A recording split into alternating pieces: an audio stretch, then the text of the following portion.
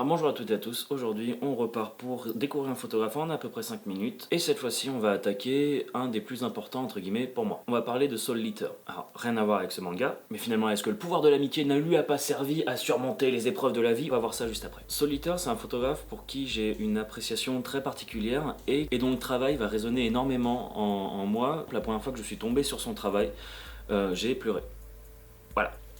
À travers sa douceur, à travers son travail des plans, il y a quelque chose. Il y a foncièrement quelque chose dans son travail qui, moi, me parle à des niveaux que je ne serais pas capable d'exprimer correctement. Mais je vais essayer de le faire. Typiquement, la première fois que j'ai découvert son travail, j'ai un peu subi ce qu'on pourrait appeler le syndrome de Stendhal. Le syndrome de Stendhal est une maladie psychosomatique qui provoque des accélérations de rythme cardiaque, des vertiges, des suffocations, voire des hallucinations chez certains individus exposés à une surcharge d'œuvres d'art. On pourrait dire aussi que ce sont des personnes qui, à travers l'art, des peintures, de la musique, des photos, vont ressentir une espèce de vertige en fait. Tant d'un seul coup ça va leur parler. C'est comme si d'un seul coup je vous disais, là maintenant, essayez d'imaginer l'étendue de l'espace. C'est dit comme ça, c'est un peu compliqué, mais à un moment on peut avoir l'impression que pendant une microseconde, on va réussir à y penser, ou réussir à l'imaginer, et d'un seul coup ça fait... Voilà, cette espèce de vertige là. Ben moi, l'œuvre de Soul Eater, elle me fait ça. Et pourtant, d'une certaine manière, il n'y a rien d'incroyable. Et en même temps, si. La première fois que j'ai découvert son travail, j'étais en école de photo et vraiment, je me suis senti comme percuté par un 38 tonnes monté sur roquette quoi. Sur une photo de rien, c'était une photo de chaise de train. Et vraiment, il y a, dans ce vide, dans ce travail de la couleur, il y a quelque chose qui m'a... C'est comme si, à travers son travail, j'avais compris le sens de l'art ou de la photographie. C'est comme si dans sa simplicité, il y avait le tout. Et là, je passe pour un illuminé. What? Ça me fait un peu le même effet avec la peinture de Van Gogh, par exemple. Van Gogh, be like. Hey, prends mon oreille, quick. Quoi? Pour créer cette vidéo, j'ai dû me retaper une grande partie de son travail et en fait le plaisir est toujours là, enfin vraiment il y a quelque chose. Donc j'ai très hâte de vous partager ça. Soul Eater, c'est un photographe américain, certains diront pionnier de la couleur, moi je dirais pur magicien. Giga talentus. Allez, hop. Et merde. Alors, il est né en 1923 en Pennsylvanie et à la base, il était vraiment prêt à suivre les pas de son père, qui était un rabbin reconnu internationalement. Ça va être à la fin de son adolescence qu'il va commencer à se questionner sur l'art et à se renseigner de plus en plus, et principalement sur l'expressionnisme abstrait et sur les estampes japonaises, de Vermeer à Degas. Putain, encore une fois, je ne sais pas comment ça se prononce. Edgar Degas. Edgar Degas. Nous choisirons entre Edgar Degas et Edgar Degas. On dirait un truc qui tombe dans l'escalier.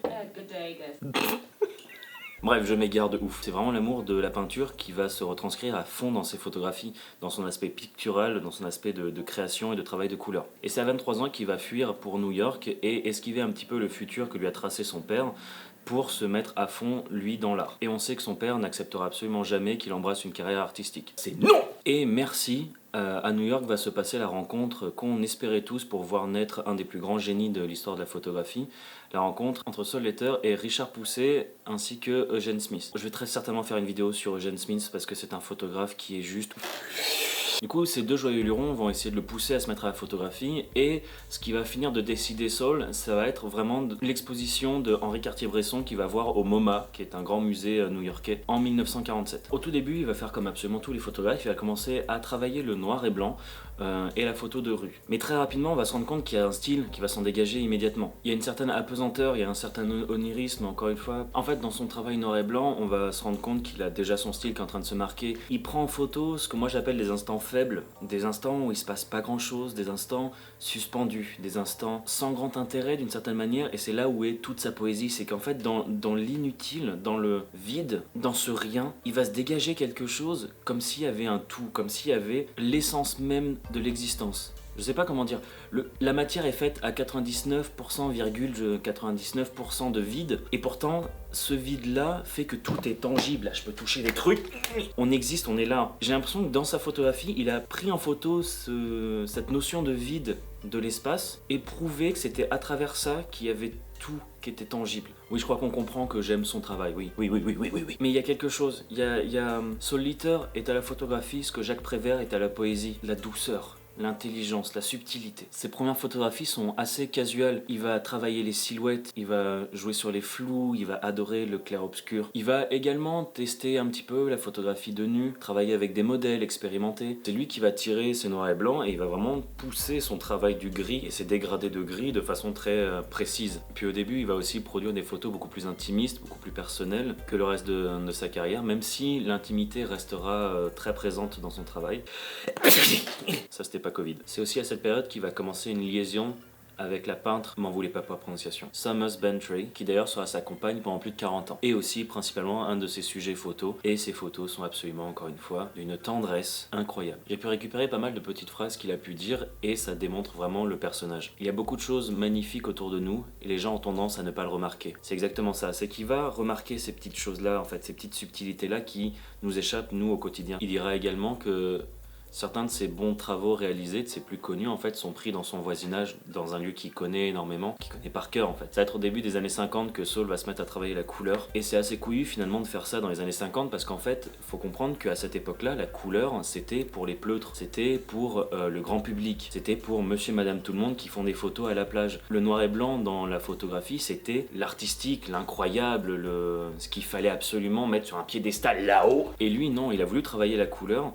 Et ce qui a fait de lui un peu un anticonformiste de ouf à l'époque. Mais finalement, lui, les consensus, en fait, il s'en cogne. Il s'en cogne. Ce qui fait qu'il va aller acheter des pellicules un peu périmées chez des petits commerçants et travailler énormément avec ça. Il faut savoir que l'autochrome, donc la technique couleur en photo, existe déjà depuis 1907, donc ça date pas d'hier. Mais d'une certaine manière, les chimies de développement ou le développement en couleur n'est pas encore énormément abouti parce que le noir et blanc reste l'art. Et aussi, comme tout est encore un peu en phase de test, ça donne des colorimétries qui sont assez imparfaites. Ce qui est rigolo, c'est qu'en fait, il va jamais développer ses pellicules couleur, car trop compliqué pour des raisons économiques. Il va passer ses diapositives à ses amis pour essayer de les développer, pour voir comment se passer, dont Robert Frank, autre très grand photographe dont je vais certainement parler parce que ça devait être tellement compliqué que Saul va expliquer ça dans ces termes-là. À la fin, on s'applaudissait mutuellement, dans le sens où je suppose que de réussir à tirer quelque chose de correct, ça devait être... Et petit à petit, c'est comme ça qu'il va devenir un des pionniers de la couleur, malgré le fait qu'il n'était pas du tout connu à cette époque-là. Et il va côtoyer ces photographes-là, Helen Lewitt, Ernst Haas, Jan Arbus et son ami, comme je viens de le dire, Robert Frank. Une brochette de gens incroyables. Il aura quand même aussi un passif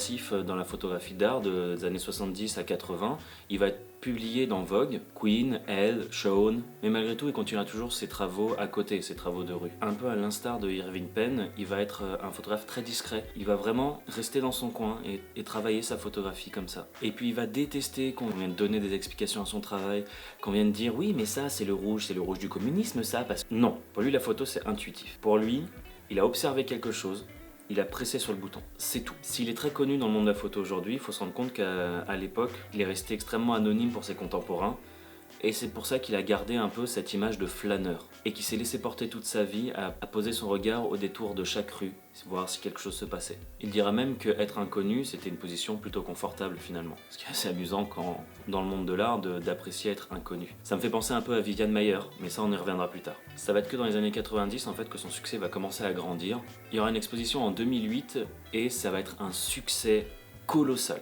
Et encore une fois, un succès dans les années 90 à 2008, alors que son travail a démarré dans les années 50, vous vous rendez compte la distance. Ce qui est rigolo, c'est que le tout premier ouvrage de Saul Leiter, qui est Early Color de Martin Aronson, est publié en 2006.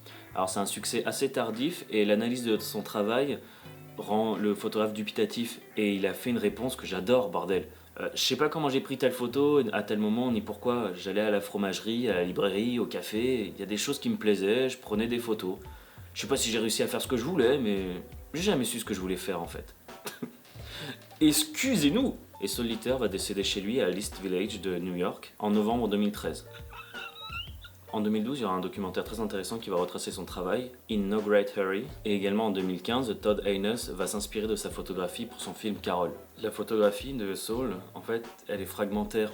Il adore jouer avec la lumière, avec le flou, avec les réflexions. Et ces photographies sont très abstraites. C'est des photos qui sont empreintes d'un amour pour la texture, pour la matière. Il va suggérer beaucoup plus qu'il va représenter. Il faut se rendre compte que son travail se fait dans New York, donc le tumulte américain, cette ville qui vit, cette ville qui bouge. Et dans ces photos, c'est comme s'il y avait un silence.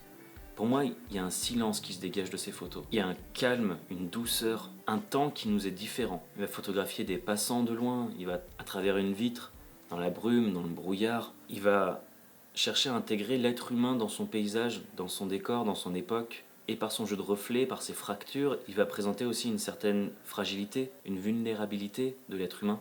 Pour lui, tout raconte quelque chose, un objet, une lumière, un être humain, un mouvement. Dans son travail, il va réinventer les échelles, il va déconstruire les espaces, changer les perspectives. En fait, pour moi, simplement, Soul Eater, il a réussi à capturer la beauté du monde. Et sa vision du monde me plaît. Et je pense que si un jour j'arrivais à travailler mes photos comme arrivait à travailler Soul Eater, je serais sûrement l'un des hommes les plus heureux du monde. Alors, ce sera tout pour aujourd'hui pour ce photographe, même si j'adorerais en parler pendant des heures. J'espère que cette vidéo vous a plu, vous avez été extrêmement nombreux à me faire de très bons retours sur les 2 premières. J'en suis ravi, je suis extrêmement touché, ça me booste de fou pour continuer. Donc je vais continuer ce format-là, je vais trouver d'autres photographes et j'ai très hâte de vous les partager. Je vous fais de gros bisous, n'hésitez pas à commenter, à liker, à partager le post, ça me fait de la visibilité et je vous dis à très bientôt, ciao.